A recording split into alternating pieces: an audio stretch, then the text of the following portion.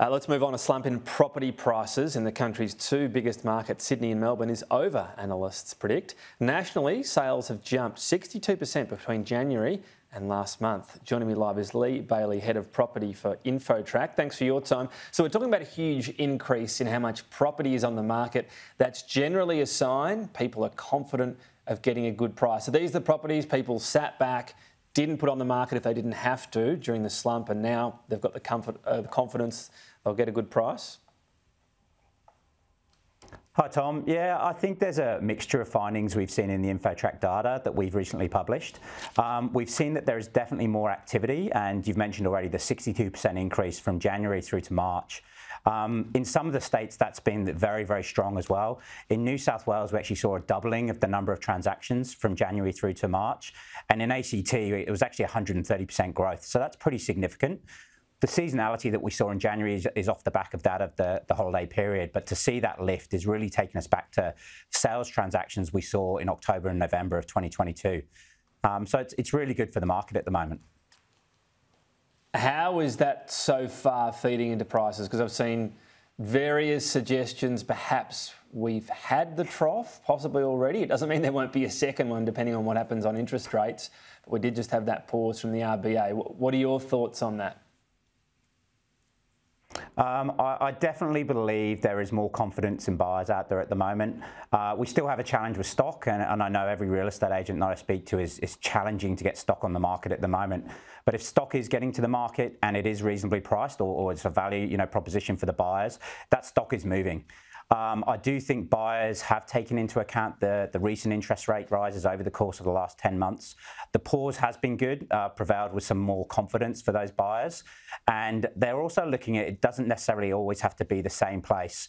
Some of the interesting facts we saw in the InfoTrack data was a strong movement for first home buyers to the Central Coast in New South Wales.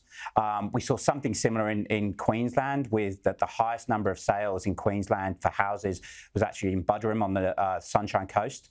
So we're starting to see people still building in that consideration of the work-life balance. Most of us now have hybrid working conditions, and I think taking that into account are looking for both the regional areas as well as the sea change. Right, and when you talk about confidence in the market, the big thing obviously is the supply issue. We've got immigration starting up again, and it's going to be pretty pump-primed, we think, and a lack of supply. So all these big drops in approvals, even building company collapses as well. Does that mean that even if people are sort of struggling, the prices are going to really have a bit of a floor put under them, whether that's good or bad? I totally agree, Tom. I think that the term floor under them is a good way of looking at it. I don't think we're going to see any significant slump in the market and prices based on those factors you just outlined with immigration and other aspects of people now having the confidence to move. I don't necessarily think we're going to see those huge increases we did a couple of years ago either. So that actually sets us up pretty well for a good property market. And whether you're a vendor considering putting your property on the market because you've got other elements in your life you need to consider, upsizing, downsizing, or whether you're a buyer ready to make that, the next aspiration in your life cycle, I think conditions are pretty set well for us. I'm quite confident that we'll see a good finish to the end of financial year, finishing at the end of June. And in that, we could possibly see an out-of-cycle seasonality piece, with winter usually a quieter period for us in the property cycle, but we may see moving against that with some of the listings coming online. What about peak to trough? What's your best measure of where the market, if we have hit the trough, obviously they could come again, but various different measures, and I know there are very different markets, but what's a rough national peak to trough you'd put it at the moment?